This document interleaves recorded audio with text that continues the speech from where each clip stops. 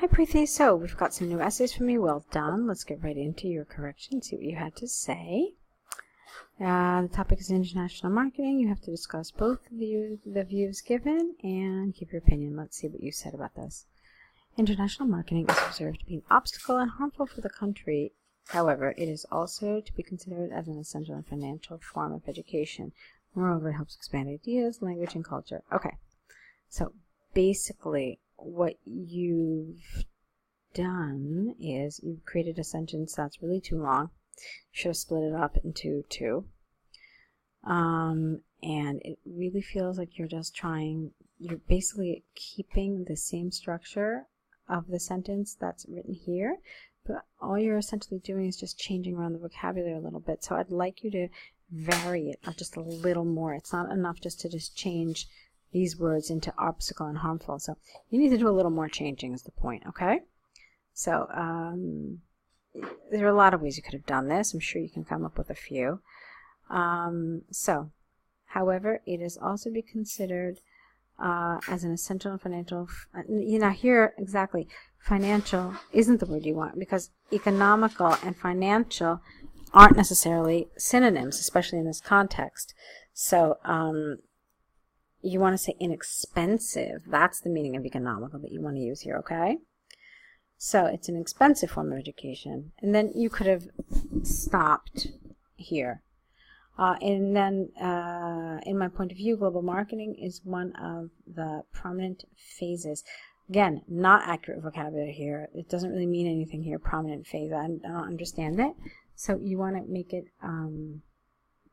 just pick something that is a little clearer to the reader. Firstly, worldwide marketing is seldom observed to be invasive and intrusive. Try not to copy this language here, please, because any country's affairs need to be confidential, as we do not know the outcomes of marketing it globally. All right, I don't understand what this means. Let's see. Firstly, let me try it again. Firstly, worldwide marketing is seldom observed to be invasive and intrusive because any country's affairs need to be confidential, as we do not know the outcome. Okay. I still don't understand this. I think you're saying that you disagree with the argument that it's invasive and intrusive because countries typically are confidential and they don't allow all their information to be kind of put out there. I think that's what you're trying to say, but I'm not really sure. So there are also chances that nations' pride may be misused and demolished if the outcome is quite unpredictable and not assured for the positive welfare of the country. Okay, I'm not clear about this either. I'm not, there's no, you haven't put any examples in order for me to understand what you're trying to say with these main ideas. So you've got main ideas, but there's nothing supporting them. And that's just not enough development, okay? So you need to back up with examples, and then of course you need some sort of a roundup sentence at the end of the paragraph to kind of tie everything together. All right, next paragraph. Secondly, when a nation markets itself globally, it will increase its chances of becoming more international and more popular, and become popular. It would definitely enhance its resources by exchanging goods and services according to the need for a better future.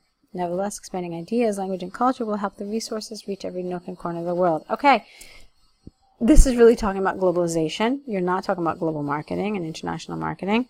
And I can see that you really tried to incorporate this idea of language and culture and education, but you didn't really. You just tiny bit brushed on the topic without really developing it in any way, okay? And then, let's see, it looks like this is your conclusion. The first thing I'm going to tell you is that for a conclusion, it's really too long. Your conclusion should never be longer than your body paragraphs. And look at this. It's actually, it's twice as long. Your conclusion is the size of your body, basically, and that's not right. The conclusion doesn't need to be more than 2 or 3 sentences. And another thing that I want you to keep in mind is that you never add new information in the conclusion. The new information only goes in the body paragraphs, okay? So having said all that, let's actually read what you wrote. According to my perspective, international marketing plays a prominent role for the growth of nations, plural, because as we become more optimistic towards a nation, we tend to develop it according to the sources available and expand it with some help to enhance economically and industrially. All right, it was a little vague. I don't know how it's related to the topic. Yeah, I mean, you're just saying that because it plays a prominent role, we are positive towards it, and it helps it economically and industrially. Yeah. For instance, now, you see, you don't want a for instance in your conclusion. The for instances belonged in your body paragraph, okay? So, for instance, the invention of the Microsoft software has been done. How about this? How about Microsoft software was invented in the USA, but it has become more popular with the help of exchanging ideas and languages, translating it, making it available in various languages, which is of great help today. To conclude, global marketing is not just helping us build our contacts, but also succeed. So you never put an example in your paragraph, in your final paragraph, in your conclusion. The place where that belongs is, like I said, in the main body. So you really needed to kind of shrink this considerably, make it just a couple of sentences.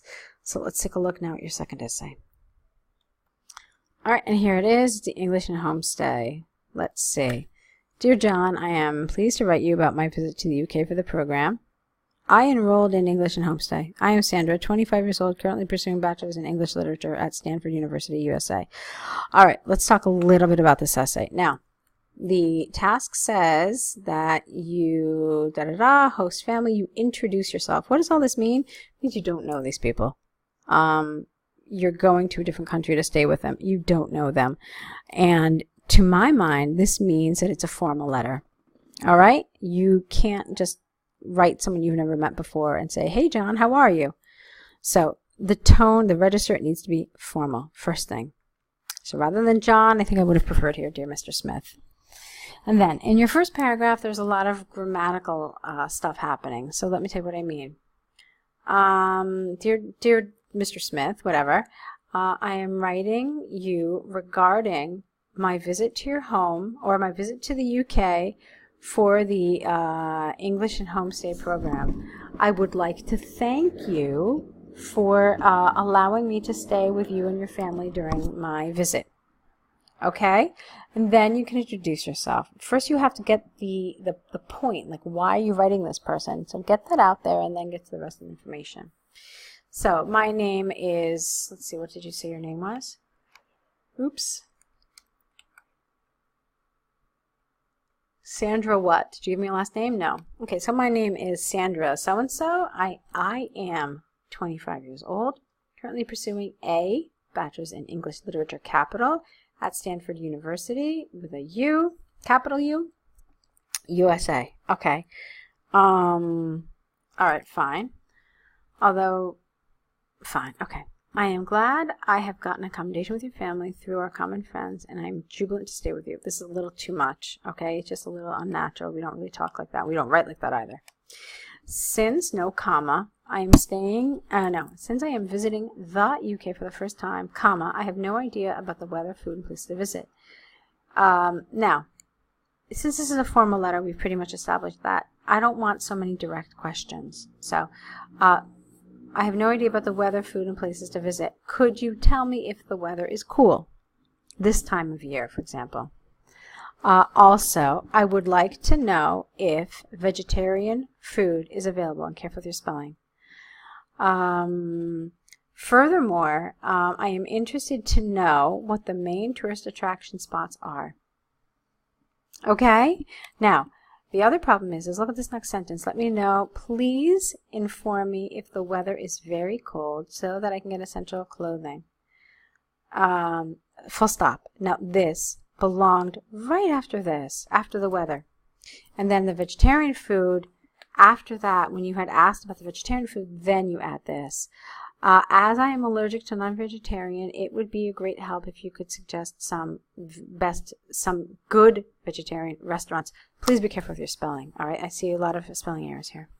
Despite my busy schedule in the UK, capital I, would like to enjoy the city, so help me know the tourist spots so I can schedule my trip. So what I want you to do is I want you to organize your answer a little differently. So you asked about the chilly weather, then talk about the clothes. You asked about the vegetarian food, tell the person then why. Okay, so all of these kind of link them together a little better. Anyway is a little informal. You would not write that in a formal letter. So you could say, I am arriving on the 1st of August in the morning at 5 a.m. and I'm excited to be there. You're supposed to ask, I think, about how to get to the house. Let me see, did you include it? Let me see. Yep. Tell the family scheduled arrival and time. All right, so you didn't really have to. I'm excited to be there. I look forward to seeing you soon, because what you have here is a little too informal. I look forward to seeing you soon. Then, yours faithfully. Let's talk about why that's wrong. Because you know the name of the person. Now, I told you I don't want it to be John. I want it to be Dear Mr. Smith, Dear Mr. Jones, Dear whoever. Since you write the name, you cannot write yours faithfully. Yours faithfully is what we use only when we don't know the person's name. Like, Dear Sir or Madam, or to whom it may concern. Okay? It's kind of important, so please make sure that you remember that for the next letters. And then you don't put a full stop after your name. It's just not necessary, so you just leave it as it is. All right, Preethi, so there's some nice elements to this, but there are some corrections you absolutely should make to this. So I hope you found the video correction helpful. I'd like to continue working together. So perhaps you want to sign up for the online course, which I think would really help you. Or, you know, we're more than happy to do more of these video corrections. You can purchase a pack of video corrections. I think either would be good. Obviously, the online course has a lot more information, but I'd like you to consider at least one of the options. So with that, I leave you. Lots and lots of luck, and good luck with your writing, and keep on writing.